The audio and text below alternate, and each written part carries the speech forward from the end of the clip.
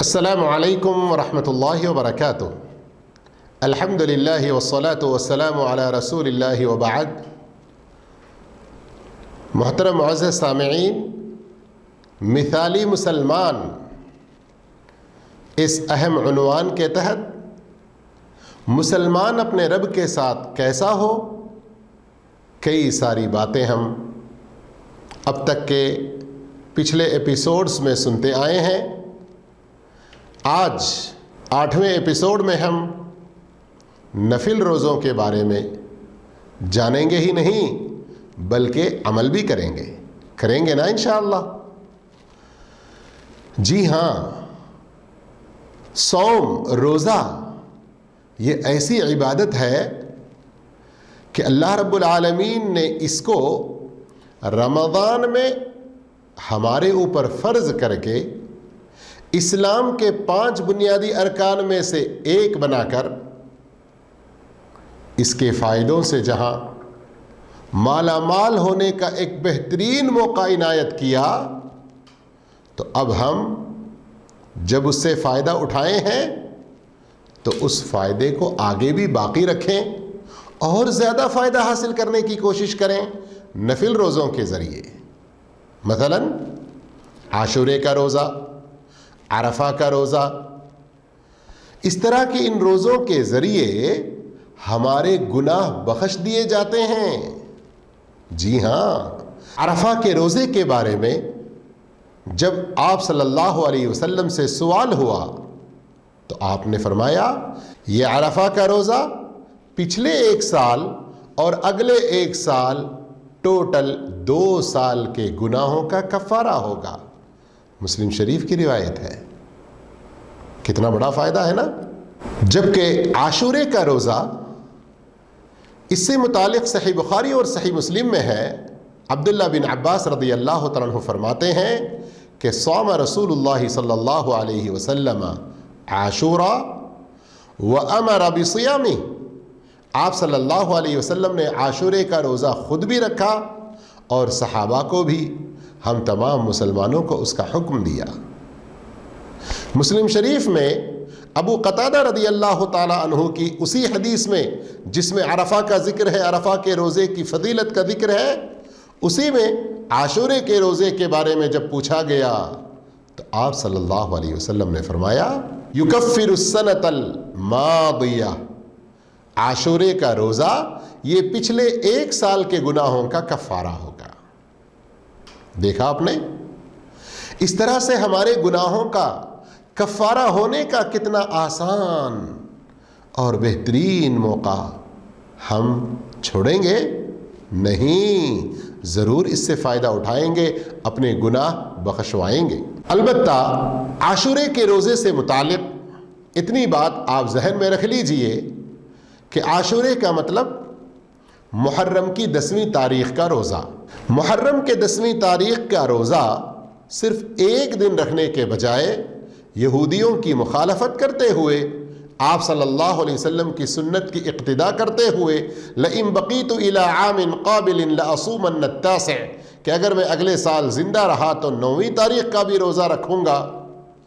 9 محرم اور 10 محرم یہ 2 دن رکھنے کی کوشش کریں۔ اگر کوئی 10 اور 11 بھی رکھے تو چل جائے گا، 9، 10، 11 رکھے تو بھی اچھا ہے، یا کوئی یہ تینوں یا دونوں نہ رکھ سکے تو کم سے کم عاشورے کا 1 دن کا ضرور رکھنے کی کوشش کریں۔ اور جہاں تک عرفہ کے روزے کی بات گزری، ہر ملک والے اپنے ملک کے اعتبار سے عید الاضحیٰ سے 1 دن پہلے ذی الحجہ کی 9ویں تاریخ کا روزہ، اسی کو صوم یوم عرفہ کہا جاتا ہے، یعنی عرفے کے دن کا روزہ۔ نفل روزوں کی بات چل رہی ہے نا۔ عرفہ کے روزے یعنی 9 ذی الحجہ کے روزے کے بارے میں آپ نے اس کی فضیلت سن لی، 2 سال کے گناہوں کا کفارہ۔ عاشورے کا روزہ یعنی 10ویں محرم اور اس سے متعلقہ باتیں بھی سن لی اور اس کی فضیلت بھی جان لیا کہ 1 سال کے گناہوں کا کفارہ۔ اب آئیے ایک اور قدم آگے بڑھائیے، جب آپ رمضان کے روزے پورے رکھ لیں تو شوال کے 6 روزے رکھنے کی بھی کوشش کریں۔ یہ بھی بہت بڑے اجر و ثواب والی بات ہے. جی ہاں، من صام رمضان ثم اتبعه ستا من شوال كان كصيام الدهر. مسلم شریف کی صحیح حدیث ہے. جو شخص رمضان کے روزے پورے رکھ لے پھر اس کے فوراً بعد میں 6 روزے شوال میں رکھ لے، گویا اس نے پوری زندگی بھر روزہ رکھا. یعنی ہر سال یہ عادت ڈال لے تو گویا زندگی بھر اس نے روزہ رکھا. کیسے بھلا؟ اسلام میں ایک نیکی کا بدلہ 10 گنا زیادہ ملتا ہے نا. تو 1 مہینے رمضان کے روزے گویا کے 10 مہینے کے روزوں کے برابر، اور شوال کے 6 روزے 60 دن کے روزوں کے برابر، یعنی 2 مہینے، تو پورا 1 سال ہو گیا.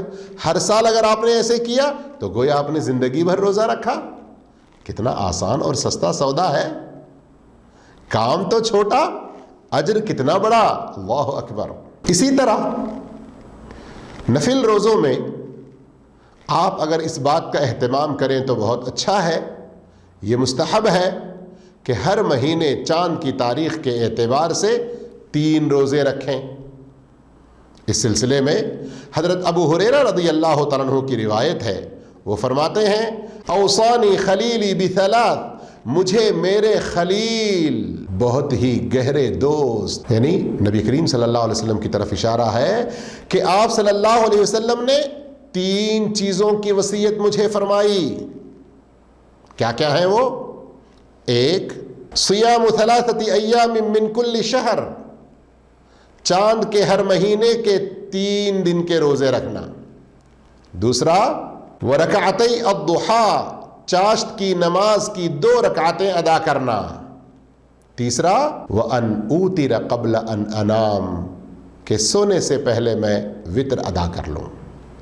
تو یاد رکھیں اس حدیث میں چاند کے مہینے میں ہر مہینے 3 دن روزے رکھنے کی بڑی ترغیب دی گئی ہے.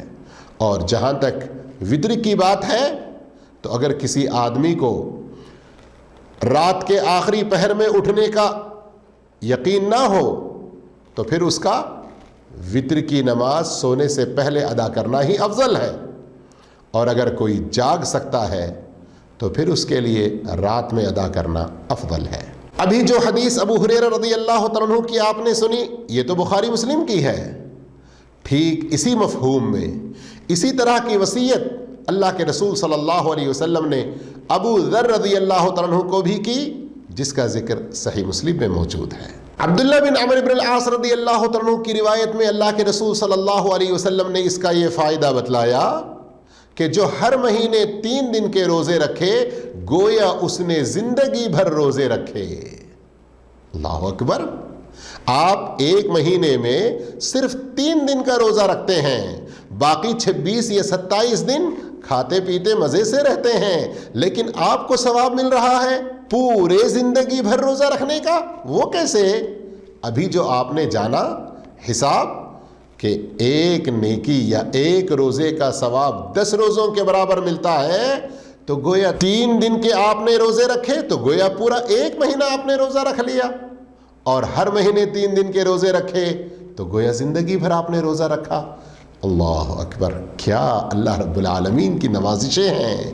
چھوٹے چھوٹے اعمال پر کس قدر بڑا اجر ہمیں عطا کرتا ہے.